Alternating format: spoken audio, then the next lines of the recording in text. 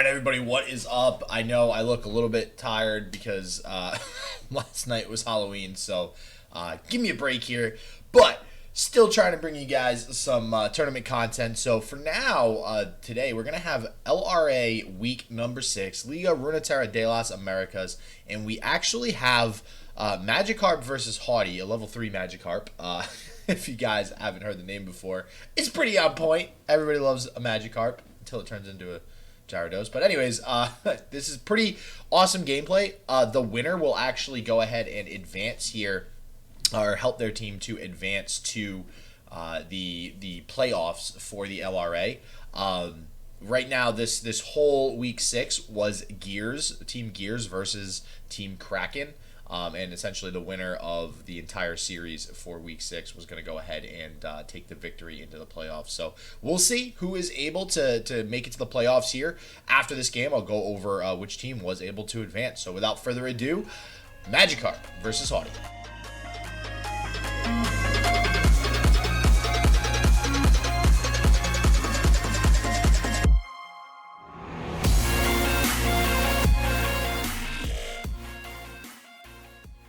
Oh, and we're on turn 1. Hey, planned.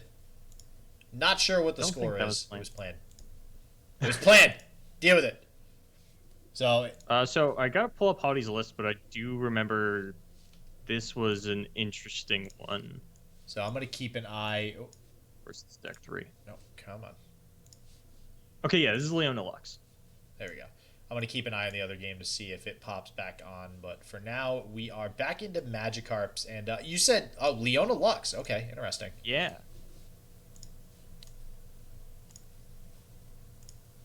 There we go. All right. Whew, we're good. So I'm not sure. Do we know what number game this is? We don't. All right. We know it's at least game... no, we don't know anything. I would assume it's at least game 2. If they didn't start until now, that would be a little bit wild. Well, yeah, because it was taking them a little long to get into the game, so yeah, we'll see. I mean, hey, hopefully they just started now, then we'll get the full series, so we shall see. And it looks like I'm gonna put question marks with a tentative on game 2, but it does look like we are gonna pull the keg here for the time being. Not gonna be able to get any use out of it, and it's unfortunate for Magikarp. Man, this Krusty Codger.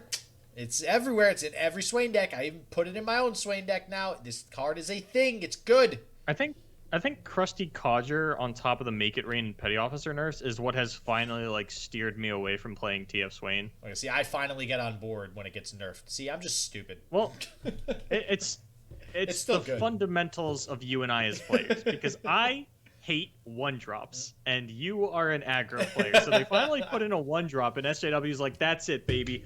That's the deck for me. Finally, we can play this thing. I can play on curve, and I'm just like, ooh, we put 1-drops in the deck? I'm out of here. You know what's funny, too? When I played Yu-Gi-Oh!, I was a control player. I loved Chaos Control back in the day in, GOAT format with Thousand Eyes Restrict and stuff. And, I don't know. I love aggro in this game. It's fun. And it feels good, but not overpowered, and that's hard in a lot of games. A lot of games have way too powerful burn decks, so or they're not too powerful enough and they just suck. So we'll see. We'll see how this game goes, though. No burn here. We're gonna see if Magikarp decides to go with the Petty Officer. Seems okay. Could also go with the Dreadway Deckhand, but no real activators for the keg if we do go that route. Salvage would. Get a little bit of refuel here, but I don't know if Magikarp can afford to fall behind in tempo. And it looks like we are going to go ahead and go with the Petty Officer. All right, that's not a terrible 1-drop. We've seen worse. Yeah, I mean, well, barely. I mean, we've seen 0-3s and we've seen 1-1s, but it doesn't get a whole lot worse than a 1-2. That is essentially a vanilla in this. Well, that's like what the average that you would expect from Petty Officer, right? I want a 2-1. I mean, you're paying 3, and that's a 4-3. That's Yeah, okay. Sure. Math. Could have been a 4-4. Yeah, I mean, I guess. Yeah. R.I.P. Old Petty Officer. Yeah, right. Or sorry, old new Petty Officer. Old new. It is very strange to me that this card came out as a 3-1. We played it as a 3-2 for a while, and now it is just back to a 3-1, and is still seeing play. I don't know. Maybe I've just been through too many iterations of TF Swain where I definitely feel the nerfs. And it looks like now we are going to go ahead and get the Dreadway Deckhand now that we have the Death's Hand in hand. So we'll see if we're able to get any use out of that. We have this Arachnoid Sentry for some stun too, so we'll see. Maybe we go in for the stun here. We don't have enough mana left now that we've played the deckhand to get this Swain down, unfortunately. And that makes any kind of anything kind of hard right now. That's rough. Yeah, that ain't light.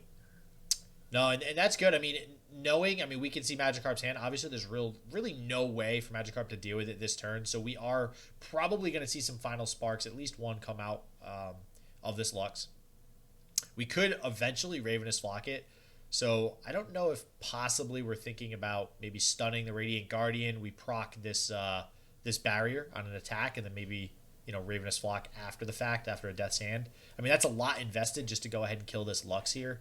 And no, looks like we are going to go for the stun on the Lux, which means we're just going to go in. Do you attack here?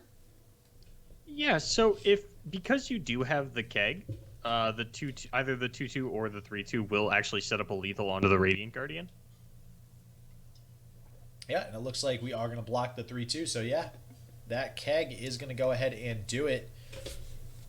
Slight misordering on the attacks there out of Magikarp, just because you figure your opponent is going to block the higher attack unit. If you probably want to put that one to the left so that you actually do push through a little bit of damage. So I just kind of want to track that over the course of the game, because right now, if Magikarp had aligned that properly, he'd either have a 3/2 on field or Haughty would be at 18. No, that's a good catch, and it could potentially be very important. It's usually super important in aggro matchups, but we'll see if it's going to matter here later on in the game. Yeah, I mean, TF Swain is definitely a mid-range deck that can flip that aggro switch, so we will have to track that. However, I mean, Haughty does play a lot of healing, given that this is the Targon version.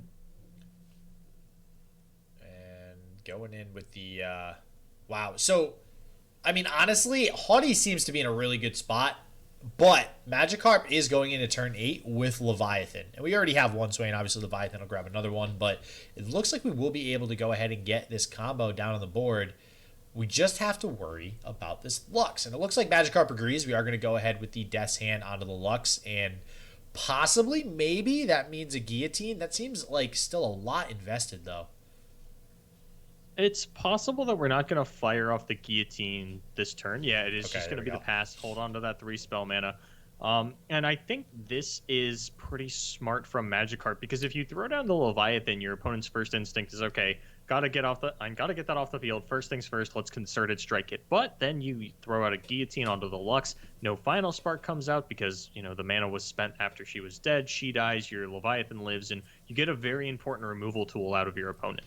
Yeah, and this is great because if we do get a block by the Ravoon onto anything, it will set up 2 Noxian Guillotines.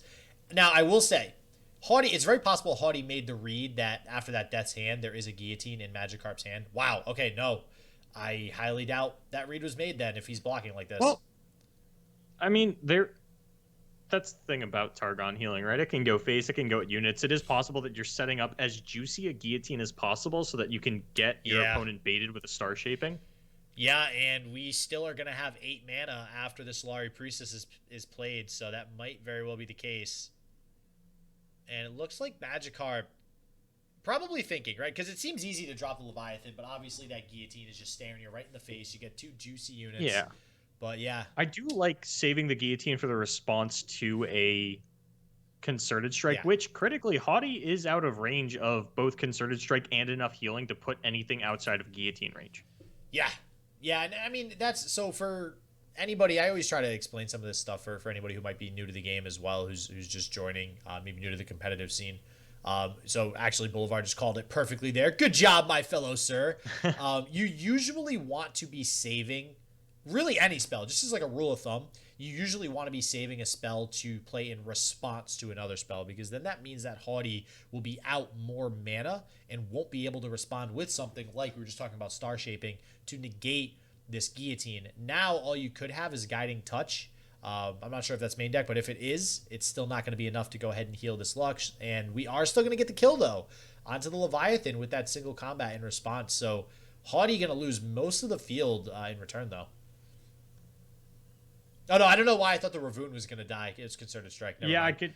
it's confusing. I don't worry, I do the same thing. So Magikarp is going to hang on to the two Swains, though. One of those will turn into a Ravenous Flock. It could be used on the Ravoon. But yeah, as you had mentioned, general rule of thumb for anybody getting into card games, if you can play reactively, do it. Yeah. And then some of the skill comes down to understanding when you can and cannot, like in situations where you cannot play reactively, where you do have to go for it, kind of like Haughty did there. Also had some backup, but now we're going to see the Swain come down, which actually could get a fair amount done, given that we do still have this Arachnoid Sentry, and Haughty's only currently representing one fearsome blocker. Yeah, and really no... Well, okay, we do have the Arachnoid Sentry to stun, like you mentioned.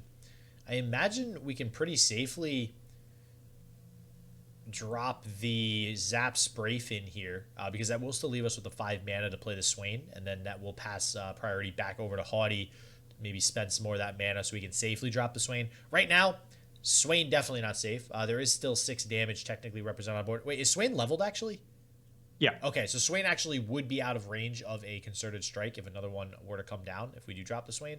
And it looks like Haughty, if we're passing back over with 8 mana, I gotta think Haughty has something to respond to a Swain getting dropped, and it looks like Magikarp is not gonna fall, for that one. See, it's weird, because looking at the deck list of Haughty, I'm hard-pressed to know what he actually could do for 8 mana to deal with the Swain, because Concerted Strike isn't gonna kill the leveled Swain, that's only 6 damage. And it looks like good old Betty Croker, baby. Coming down. I don't know this card's real name. I know, I have no idea. Something Croker. That's about it. It's so good. I think it's honestly one of the best cards to have been released, period. That's not a champion. So yeah, just Fortune Croker. Fortune Croker. That's what it is. I've called this card Betty Croker so many times I just do not actually know its real name. And I'm gonna go ahead.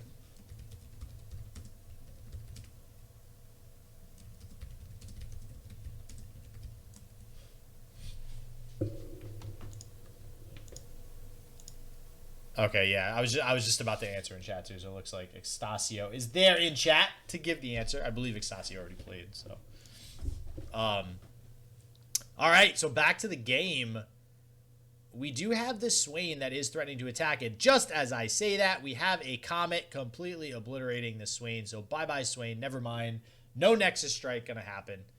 So this is the problem that I would constantly run into when Lee Sin was sort of first rising to popularity, and I was like, okay, TF Swain actually feels pretty good into it, and then every time my Swain got commented, because Behold the Infinite and Solaria Priestess were very popular at the time in the Lee Sin decks, it just felt absolutely terrible, because TF Swain is a deck that sort of goes for this late game high mana cost combo with absolutely no protection for it. Oof. So actually really good Pale Cascade there from Haughty to go ahead and save that Ravoon. And that does mean that Ravoon is also stunned. So even if we went ahead and used some sort of removal on it, it's not going to matter. There's still 2 blockers. So this does leave Haughty with a much better field to go ahead and block some of this incoming damage. Looks like Magikarp does still want to go ahead and push as much damage as possible. So I imagine this will get a free trade from the Leona. Possibly, but that would set up a Ravenous Flock if we do put 2 damage onto the Leona. We don't have it in hand any longer because that one that we did just see a moment ago was actually a Swain, so we'll probably just see Swain hit the field again. It looks like Haughty playing around that there. Doesn't want to put any damage on the Leona. Ooh. So this Swain's actually looking pretty spooky for Haughty because the TF red card will kill the Ravoon and then stun out the Leona. I guess the concern that you do have on the side of Magikarp is that any daylight unit will then stun your Swain and you don't get full value out of that. And also, I mean, blue card's looking pretty juicy right now, just given the large density of threats still in Magikarp's deck. You know, we haven't seen any Riptide Rex. We've only seen 1 Leviathan. Yeah, I'm curious to see if we drop the Swain first here. Like, if we drop the Swain first, it does present a blocker for basically the whole field because it can trade well with everything. If Haughty decides to open attack, or not open, but just attack. If Haughty does attack, we can also just think about taking the damage. And yeah, it looks like we are going to go with the blue card instead of playing the Swain first, possibly going for a red card. And we'll see what Magikarp is able to get. Is it a Riptide? Can we get a Riptide? That is not a Riptide. Not bad, but not a Riptide. Yeah. Ooh. Oh, that's a card. Kill that. Ooh. Oh yeah, you gotta kill that Ravoon. And honestly, I mean, if the Swain had come down first, I think the Swain into a TF red card probably would have been. I'm trying to think. How many units would have gotten stunned? One. And it would have just been and the Ravoon still would have died. So. The Ravoon would not have died because the morning light would have come down in response to the Swain. Yeah. Okay. So this is actually the blue card actually comes out really big here for Magikarp. Haughty will still get 2 stuns, but we do have an Arachnoid Sentry, so a lot of the aggression going to be turned off still. We do get to take that 6 attack Leona off the board. Or, I mean, if Magikarp really wants to, he can eat all of this damage and develop the Swain. Yeah, that seems a little risky. Yeah, it'd be a little bit buck wild, but I mean, like, you can do it. And this still represents a wide enough board that you've got a shot at lethal on the following turn.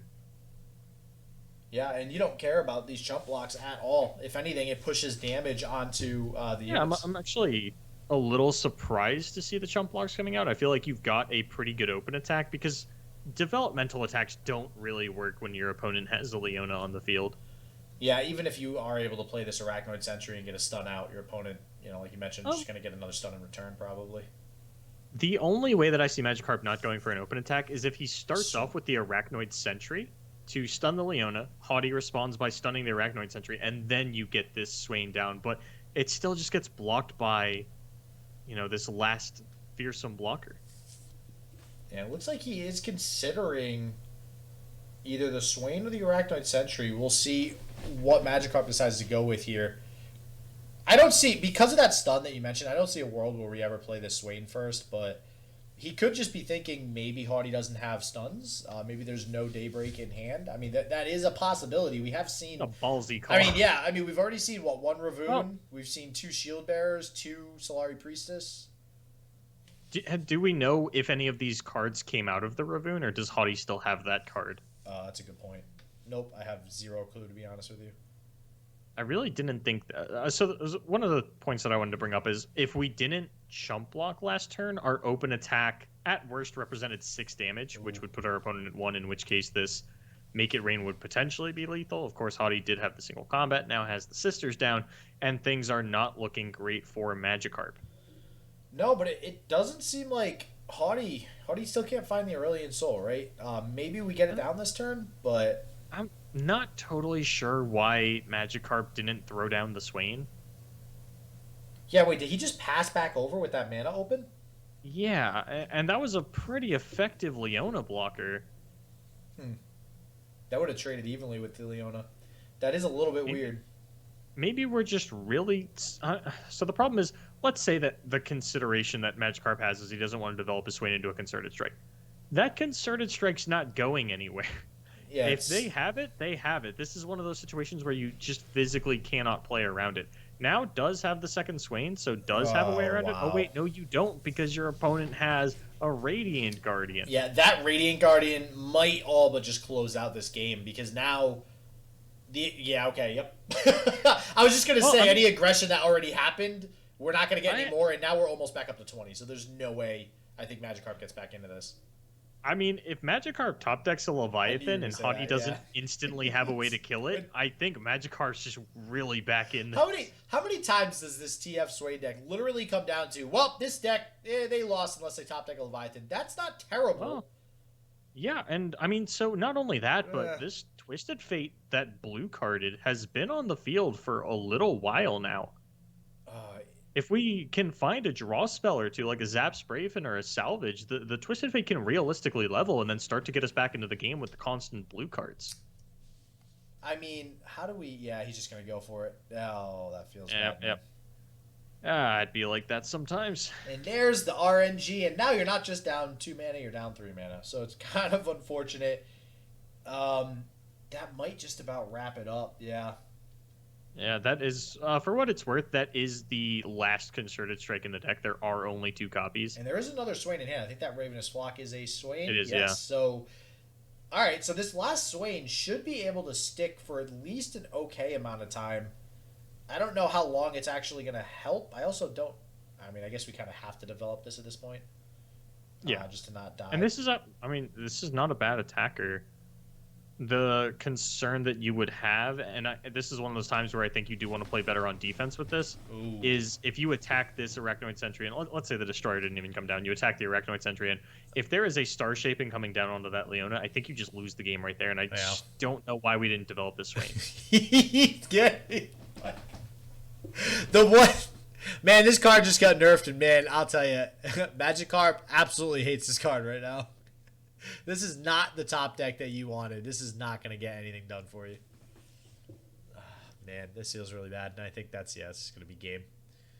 If we had played the Swain here, we lived. Like, I do not understand why Magikarp didn't put the Swain on the table. Because I think he just was like, all right, I lose. Yeah, like, I mean, like, it's basically over. Yeah, I mean, that's fair. Because when you just missed... You just missed a Make It Rain. He top decks another Make It Rain, which is going to go into an even worse field as far as hitting Nexus is concerned. So, imagine paying 3 mana for Make It Rain and having it still whiff. Like, I feel like they need to buff the, background buff the RNG on Make It Rain. Yeah. Like, that was the first game, it looks like. Wow. What you need is a full-time Riot employee who their entire job is Make It Rain is no longer RNG. They get to pick the targets. Or if it misses the target, like, you should select the targets you want, and if it misses those targets, you get 1 mana refunded. That's how you nerf that card. That was the real nerf.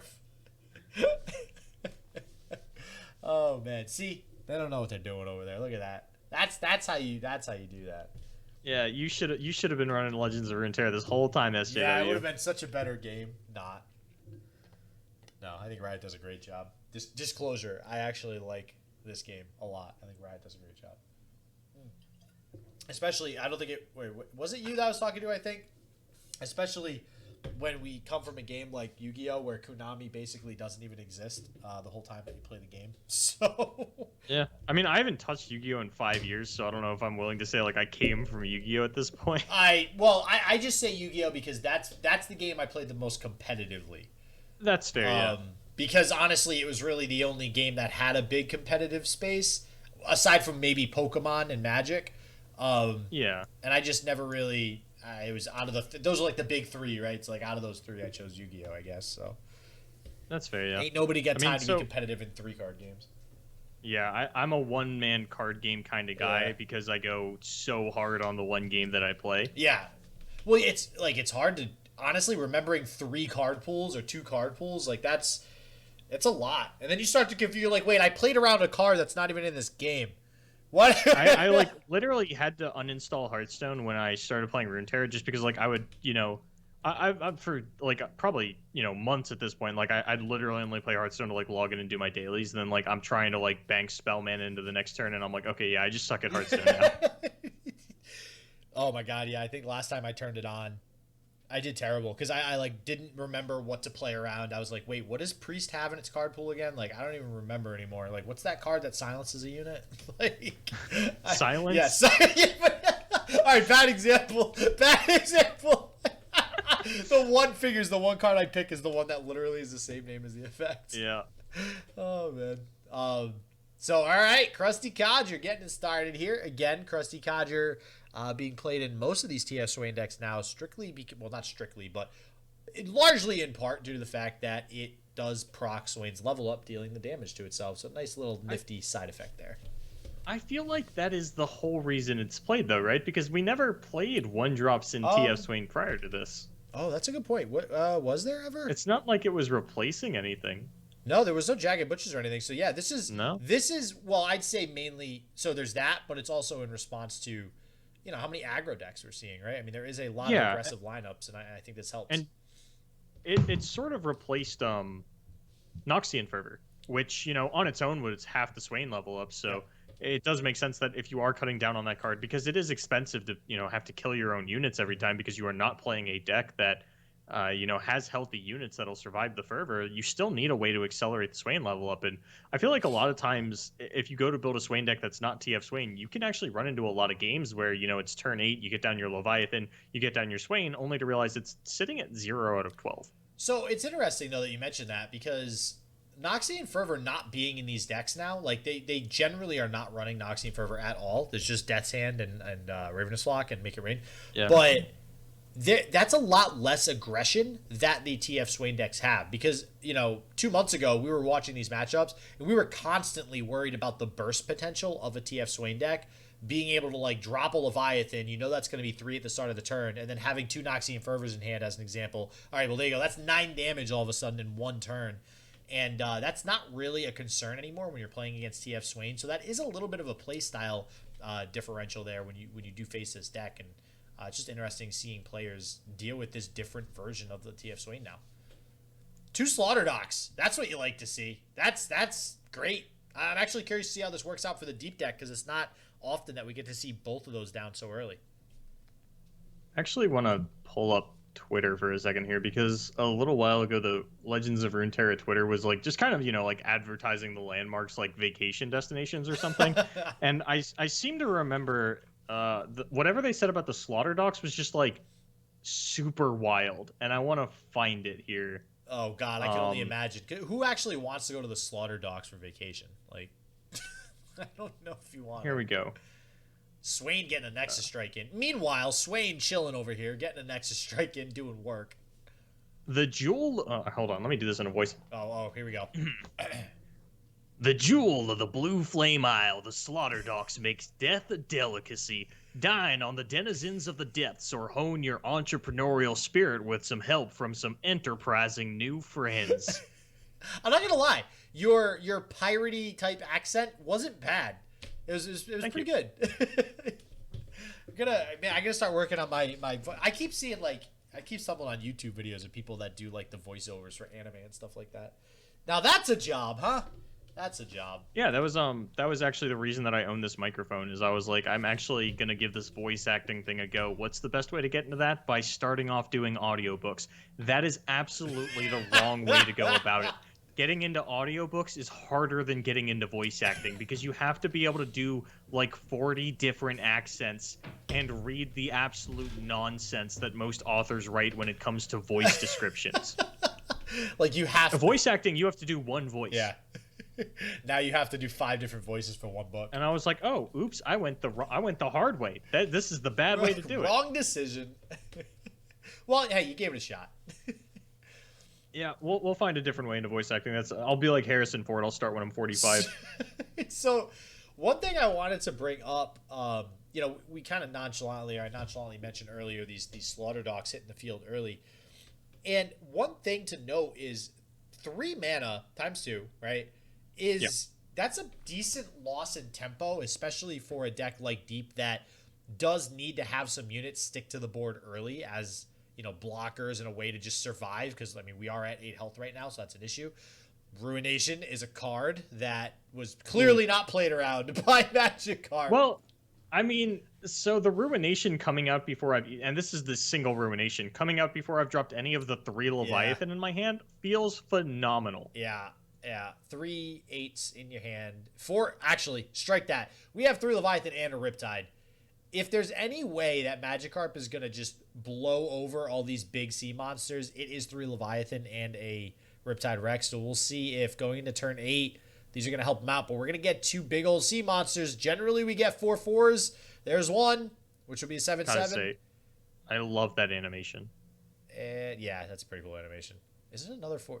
Dude, oh, actually, okay, that's not terrible because it's elusive. But I feel like I've never seen the big sea monsters come out of Slaughter Docks. I feel like it's always like Beast Below, Devourer, or what's the you want to see like Shipwreck Hoarder and Terror of the Tides? Tides? Like I never see Shipwreck Hoarder or Terror of the Tides. Every single time I see that card go off. I just realized that Magikarp is already roping because of how long the animations on the side of Haughty took. That's amazing. See, there's the real strategy of playing Slaughter Docks. Come on.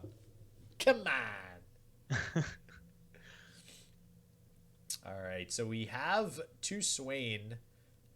So actually, one of these Leviathan won't end up getting a Swain.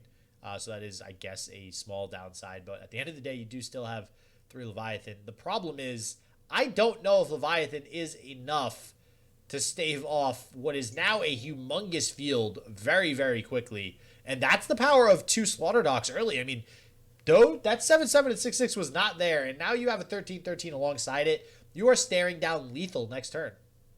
Well, we've got the Noxian Guillotine. That'll go ahead and take care of this Nautilus, because unlike the Targon decks that we just got done seeing, there's no way to heal this Nautilus back to full to dodge that. I'm curious to see if Riptide to shuffle back this Leviathan comes out in response, because if it doesn't, Haughty is going to be in rough sorts as the Swain can get developed here. Oh, man. Okay, that's the thing. That's just lethal. Wow. That's a lethal. That is the quickest deep victory I have ever seen. That's insane. He literally went deep and then the next turn won the game. I mean, that's why you play Atrocity. No, that's why you play Slaughter Docks, okay? God. Okay, sure, yeah, okay, whatever, man. Yeah. Any excuse to not chalk this up to an Atrocity victory in the Atrocity region. Yeah, Atrocity's a thing, huh? Jesus.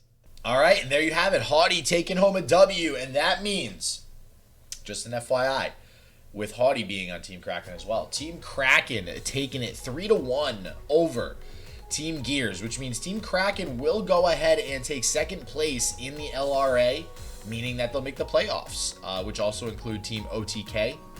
So there is going to be a playoffs held. I'm not sure if it's going to be next week or the week after. Definitely follow me on Twitter to keep updated. You can also follow the Liga LRA Twitter, which is at Liga LIGA LRA.